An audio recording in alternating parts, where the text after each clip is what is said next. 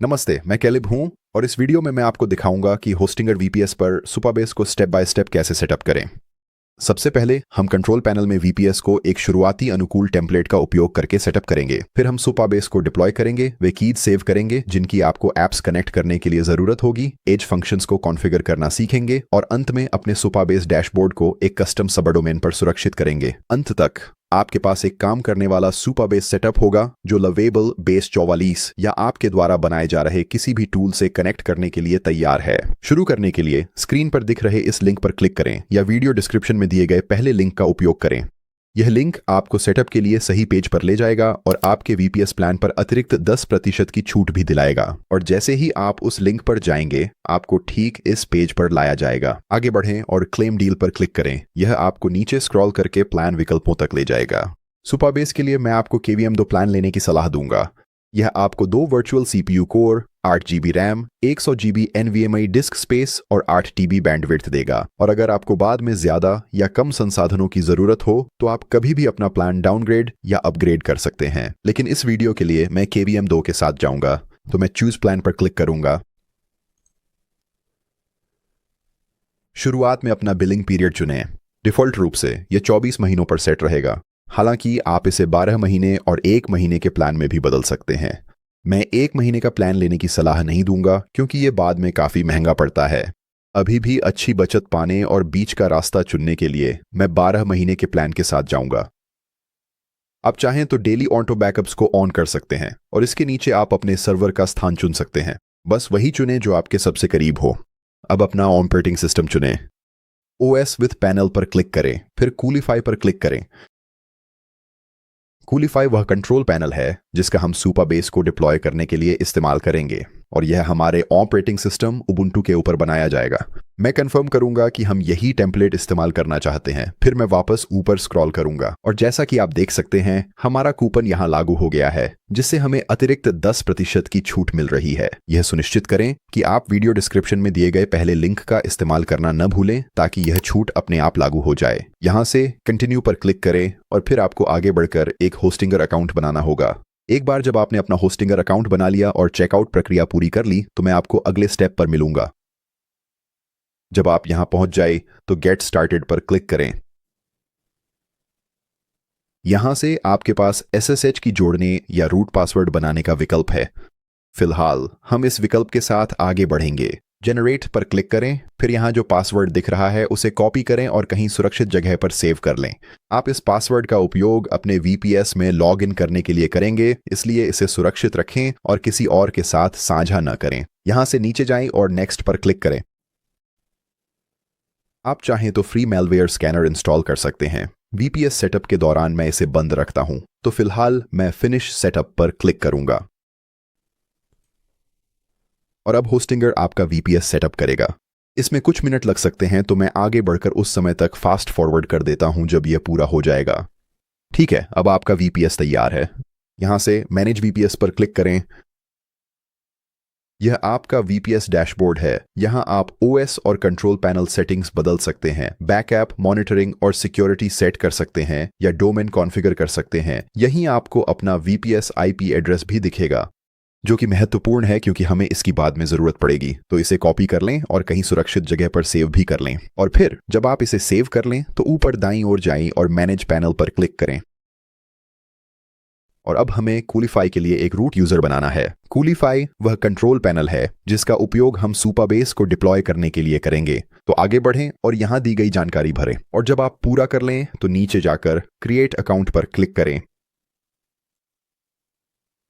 इसके बाद अब लेट्स गो बटन पर क्लिक कर दीजिए। अपने सर्वर टाइप को चुनने के लिए दिए गए इस मशीन विकल्प पर क्लिक करें, फिर क्रिएट माय फर्स्ट प्रोजेक्ट पर क्लिक कर दीजिए। इसके साथ ही हमने अपना सर्वर, अपना पहला प्रोजेक्ट कॉन्फ़िगर कर लिया है और हमारा डॉकर इंजन अब इंस्टॉल और रन हो रहा है। अब यहां से नीचे जाइए और डिप्लॉय योर फर्स्ट रिसोर्स पर क्लिक करें। यहां से एक्सेप्ट एंड क्लोज पर क्लिक करें और हम इसे बंद कर देंगे। तो ऑनबोर्डिंग के दौरान हमने वास्तव में अपना पहला प्रोजेक्ट बना लिया था। अगर आप अपने प्रोजेक्ट पर वापस जाना चाहते हैं तो बाईं ओर जाएं और प्रोजेक्ट्स पर क्लिक करें। आपको माय फर्स्ट प्रोजेक्ट दिखाई देगा। यहाँ से ऐड रिसोर्स पर क्लिक करें और ये आपको वापस इसी पेज पर ले आएगा। अब यहाँ ऊपर सुपरबेस सर्च करें और आप देखेंगे कि यह नीचे दिखाई देगा। आगे बढ़ें और उस पर क्लिक करें। फिर यहाँ आपको ऑटो जनरेटेड डेटा दिखेगा, जैसे आपका सुपरबेस डैशबोर्ड यूजर नेम और पासवर्ड। नीचे देखें कि कौन सी सर्विसेज इंस्टॉल होंगी। इस जानकारी को यहीं छोड़ते हैं, इन्हें बाद में कस्टमाइज कर लेंगे। अब सुपरबेस डिप्लॉय करते हैं। ऊपर दाईं ओर डिप्लॉय पर क्लिक करें और अब कूलीफाई सुपरबेस को डिप्लॉय करना शुरू कर देगा। इसमें भी कुछ मिनट लग सकते हैं, तो मैं इसे तब तक फास्ट फॉरवर्ड करूंगा जब तक यह पूरा नहीं हो जाता। ठीक है, और कुछ मिनटों बाद आपको दिखना चाहिए कि कंटेनर अब शुरू हो गए हैं और स्वस्थ हैं। एक बार यह हो जाने के बाद ऊपर दाईं ओर जाएं और इस एक्स पर क्लिक करें और ठीक यहां ऊपर आपको दिखना चाहिए कि यह रनिंग हेल्दी कह रहा है। और फिर अगर मैं यहां नीचे स्क्रॉल करूं पेज के नीचे, तो आप देखेंगे कि सभी सेवाएं भी रनिंग और हेल्दी के रूप में सूचीबद्ध हैं। यहां से चलिए वापस ऊपर स्क्रॉल करते हैं और हमें अपनी एनवायरनमेंट वेरिएबल्स में जाना है। यहां क्लिक करें और इस स्क्रीन पर हम 3 अलग अलग एनवायरनमेंट वेरिएबल्स को कॉपी और सेव करने वाले हैं। हम ऐसा इसलिए कर रहे हैं ताकि आप बाद में ऐप्स को कनेक्ट करना शुरू कर सकें। यहां सबसे पहले जो हमें देखना है वह है हमारा सुपरबेस यूआरएल, जो सर्विस यूआरएल सुपरबेस कॉन्ग के रूप में सूचीबद्ध है। आगे बढ़ें और यहां आईबॉल बटन पर क्लिक करें। फिर मैं इसे कॉपी करके कहीं सुरक्षित जगह पर सेव कर लूंगा। ध्यान रखें कि यह कूलीफाई से डिफॉल्ट यूआरएल है। हम वीडियो में आगे चलकर एक कस्टम सबडोमेन को सुरक्षा प्रमाण पत्र के साथ सेटअप करेंगे, और अगर आप ऐसा करते हैं तो आगे से आप अपने नए सबडोमेन को अपना मुख्य सुपरबेस यूआरएल के रूप में इस्तेमाल करेंगे। वैसे भी यहाँ एनवायरनमेंट वेरिएबल्स में आप हमेशा अपना वर्तमान यूआरएल देख सकते हैं। अब हम यहाँ नीचे स्क्रॉल करेंगे, फिर हम सर्विस सुपरबेस अनॉन की ढूंढेंगे।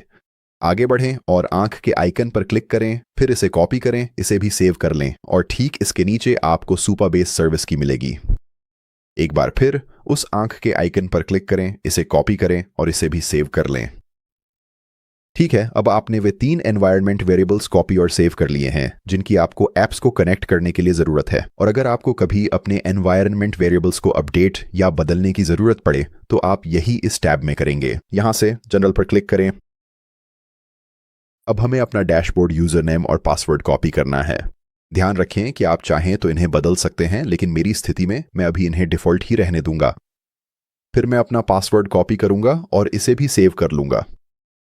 और फिर यहां से अपना सुपरबेस डैशबोर्ड खोलने के लिए ऊपर जाएं, लिंक पर होवर करें और यहां इस लिंक पर क्लिक करें। शुरुआत में अपना यूजर नेम पेस्ट करें और फिर अपना पासवर्ड भी डालें। साइन इन पर क्लिक करें और फिर आपको अपने सुपरबेस डैशबोर्ड पर ले जाया जाएगा। बाईं ओर आपको अपना नेविगेशन मिलेगा और यहाँ सबसे पहली चीज जिसके बारे में मैं बात करना चाहता हूँ वो है एज फंक्शंस। सुपरबेस में एज फंक्शंस से सर्वर साइड कोड रन करते हैं, जैसे वेब हुक्स हैंडल करना, बाहरी एपीआईज कॉल करना या वो काम जो फ्रंट एंड से छिपाना हो। और सेल्फ होस्टिंग के दौरान इनका सेटअप थोड़ा अलग होता है। तो और अधिक जानने के लिए चलिए आगे बढ़ते हैं और एज फंक्शंस पर क्लिक करते हैं और फिर पेज को नीचे स्क्रॉल करें जहां लिखा है सेल्फ होस्टिंग एज फंक्शंस। चूंकि हम सुपरबेस को स्वयं होस्ट कर रहे हैं, यहां मुख्य अंतर यह है कि एज फंक्शंस अपने आप मैनेज नहीं होते जैसे कि सुपरबेस क्लाउड में होते हैं। तो सेल्फ होस्टिंग एज फंक्शंस के बारे में और जानने के लिए डॉक्स पर क्लिक करें और फिर डॉकर कॉन्फ़िगरेशन तक नीचे स्क्रॉल करें। अगर आप डॉकर का उपयोग करके एज फंक्शंस सेटअप करना चाहते हैं तो आपको यहां दिया गया कोड कॉपी करना होगा। फिर मैं वापस कूलीफाई पर जाऊंगा और प्रोजेक्ट्स में क्लिक करूंगा। मैं अपने प्रोजेक्ट में क्लिक करूंगा, फिर नया पर क्लिक करूंगा। अपने प्रोजेक्ट में एज फंक्शन सेटअप के लिए डॉकर इमेज बनाएं और मदद के लिए सेल्फ होस्टिंग सुपरबेस डॉक्यूमेंट देखें, लिंक डिस्क्रिप्शन में दे दूंगा।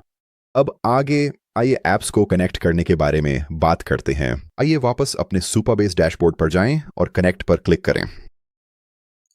यह कनेक्ट पेज मूल रूप से आपका कॉपी और पेस्ट हब है। यह आपको आपके डेटाबेस कनेक्शन डिटेल्स अलग अलग फॉर्मेट्स में दिखाएगा, साथ ही अन्य सामान्य फ्रेमवर्क्स के लिए उदाहरण भी देगा। आप टाइप, सोर्स और मेथड बदल सकते हैं जो कनेक्शन पर निर्भर करता है। लवेबल या बेस 44 जैसे ऐप्स के लिए बस अपनी सुपरबेस यूआरएल और सेव की गई कीज वहां पेस्ट करें। अब इसे बंद करते हैं। ठीक है, तो अभी मेरा सुपरबेस डैशबोर्ड काम कर रहा है। ऊपर देखें तो यह नॉट सिक्योर दिखेगा। यह सामान्य है क्योंकि हम इसे बेसिक यूआरएल से एक्सेस कर रहे हैं।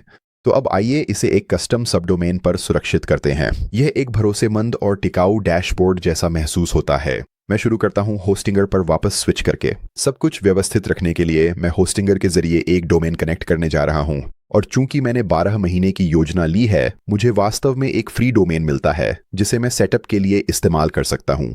तो यहां होस्टिंगर पर वापस आकर मैं डोमेन्स पर क्लिक करूंगा, फिर डोमेन पोर्टफोलियो पर, और यहां आप देखेंगे कि लिखा है क्लेम योर फ्री डोमेन। तो मैं क्लेम डोमेन पर क्लिक करूंगा और यहां आप इसे .tech से बदल सकते हैं या .cloud में अगर आप चाहें तो। ये 2 एक्सटेंशन हैं जो VPS प्लान के साथ शामिल हैं, लेकिन अगर आप .com इस्तेमाल करना चाहते हैं या कुछ और तो आप बिल्कुल कर सकते हैं। आपको बस इसे खरीदना होगा और वही स्टेप्स फॉलो करके कनेक्ट करना होगा जो मैं आपको अभी दिखाने जा रहा हूं। तो मैं अपना डोमेन .cloud में बदल दूंगा और फिर मैं ट्यूटोरियल टेस्टिंग टाइप करूंगा और चेक अवेलेबिलिटी पर क्लिक करूंगा। जैसा कि आप देख सकते हैं, यह डोमेन उपलब्ध है और पहले साल के लिए फ्री है। तो क्लेम डोमेन पर क्लिक करें और फिर आपका डोमेन आपके नाम पर रजिस्टर्ड हो जाएगा। कंटिन्यू पर क्लिक करें, नीचे जाएं और स्किप पर क्लिक करें। डोमेन रजिस्ट्रेशन पूरा करने हेतु अपनी ईमेल वेरीफाई करें। इसे जरूर करें ताकि आपकी सेवाएं सक्रिय रहें। बस अपनी ईमेल चेक करें, वेरिफिकेशन जल्द ही आ जाएगा। तो अब जब हमारा डोमेन क्लेम हो गया है, अगला कदम है हमारे DNS सेटिंग्स को अपडेट करना ताकि सब डोमेन हमारे VPS की ओर पॉइंट करे। यहां से मैं DNS एंड नेम सर्वर्स पर क्लिक करूंगा, फिर मैं नीचे स्क्रॉल करूंगा और हम एक नया रिकॉर्ड जोड़कर शुरू करेंगे। नाम के लिए इसे सुपाबेस में बदलें और points2 के लिए इसे अपने VPS के IP एड्रेस में बदलना है। इसीलिए हमने इसे पहले कॉपी और सेव किया था। अगर आपको अपना VPS IP एड्रेस फिर से ढूंढना है तो बस यहां VPS पर क्लिक करें। तो मैं अपना VPS IP एड्रेस ढूंढूंगा और फिर उसे यहीं पेस्ट कर दूंगा। मैं TTL को 60 में बदलूंगा और ऐड रिकॉर्ड पर क्लिक करूंगा। कॉन्फर्म पर क्लिक करें। तो अब जब मैं supabase.tutorialtesting.cloud टाइप करूंगा और जैसे ही मैं कूलिफाई में कुछ बदलाव करूंगा, यह सीधे मेरे सुपाबेस डैशबोर्ड की ओर पॉइंट करेगा। इन बदलावों को अंतिम रूप देने के लिए आइए यहां सबसे ऊपर जाएं और कूलिफाई पर वापस जाएं। अपने प्रोजेक्ट पर क्लिक करें। यहां क्लिक करके अपना पहला प्रोजेक्ट शुरू करें। अपने सुपाबेस सेवा पर क्लिक करें। फिर मैं यहां अपनी सेवाओं की सूची में नीचे स्क्रॉल करूंगा और सुपाबेस कोंग को ढूंढूंगा। दाईं ओर सेटिंग्स पर क्लिक करें और हम यहां इस डिफॉल्ट डोमेन को हटा देंगे। अब मैं अपना नया डोमेन इस तरह टाइप करने जा रहा हूं, https://supabase.tutorialtesting.cloud। अब ध्यान रखें, यह आपका कस्टम डोमेन होगा। अब यहां अंत में आगे बढ़ें और :8000 टाइप करें। जैसा कि आप देख सकते हैं, इस सेवा को सही ढंग से काम करने के लिए पोर्ट 8000 की आवश्यकता होती है, इसलिए हम अपने डोमेन के अंत में इसे जोड़ रहे हैं। अब मैं यहां ऊपर जाऊंगा और सेव पर क्लिक करूंगा और अब हमें इस सेवा को रीस्टार्ट करना होगा। तो यहां ऊपर जाइए और रीस्टार्ट पर क्लिक करें। इसे पूरा होने में भी कुछ मिनट लगेंगे। ठीक है, और जब यह हो जाए तो ऊपर दाईं ओर जाइए और इस X पर क्लिक करें। अब मैं एक नया टैब खोलने जा रहा हूं और एड्रेस बार में आगे बढ़ें और अपना कस्टम सबडोमेन टाइप करें। अब मैं अपना सबडोमेन टाइप कर देता हूं, supabase.tutorialtesting.cloud। और यहां आपको फिर से अपने सुपाबेस यूजर नेम और पासवर्ड से साइन इन करना होगा। एक बार जब आप वह जानकारी भर लें तो साइन इन पर क्लिक करें। और अब अगर मैं यहां ऊपर डोमेन पर जाऊं और सेटिंग्स पर क्लिक करूं तो आप देख सकते हैं कि कनेक्शन अब सुरक्षित है। तो अब सब कुछ सही तरीके से कॉन्फ़िगर हो गया है ताकि हमारा सब डोमेन और हमारा सुपाबेस डैशबोर्ड कनेक्ट हो सके। ठीक है, अब जब सब कुछ सेटअप और सुरक्षित है तो मैं आपको वे मुख्य जगहें दिखाता हूं जिन्हें आप रोजाना सुपाबेस के अंदर इस्तेमाल करेंगे। तो सबसे पहले है प्रोजेक्ट ओवरव्यू। ये मूल रूप से आपका होम बेस है। और फिर बाईं ओर आपको अपना नेविगेशन मिलेगा। यहाँ पे आपको अपना टेबल एडिटर, अपना SQL एडिटर मिलेगा। यहाँ आप अपने डेटाबेस के बारे में अधिक जानकारी प्राप्त कर सकते हैं। ऑथेंटिकेशन के अंतर्गत आप यूजर अकाउंट्स सेटअप कर सकते हैं। इसके नीचे आपको स्टोरेज मिलेगा। यहाँ आप इमेज, वीडियो और डॉक्यूमेंट्स अपलोड कर सकते हैं। नीचे आपको API डॉक्यूमेंटेशन मिलेगा। मैं यहाँ इस पर क्लिक करूंगा। अगर आप अपनी ऐप को कनेक्ट करने और सुपाबेस के API का उपयोग करने के लिए आधिकारिक मार्गदर्शन चाहते हैं तो यह एक बेहतरीन जगह है। और फिर यहाँ नीचे बाएं कोने में आपके पास और भी गाइड्स और पूरी API रेफरेंस है अगर आप और गहराई में जाना चाहते हैं। तो इस बिंदु पर आपकी पूरी सेटअप हो चुकी है। सुपाबेस डिप्लॉय हो गया है। यह सुरक्षित है और आप टूल्स को जानते हैं। अगर आपने VPS सेटअप नहीं किया है तो डिस्क्रिप्शन में दिए पहले लिंक का उपयोग करें। यह आपको सही होस्टिंग पेज पर ले जाकर बेस्ट प्राइस दिलाएगा। देखने के लिए शुक्रिया। आशा है इससे आपको मदद मिली और इसी के साथ मैं आपको अगले वीडियो में मिलूंगा।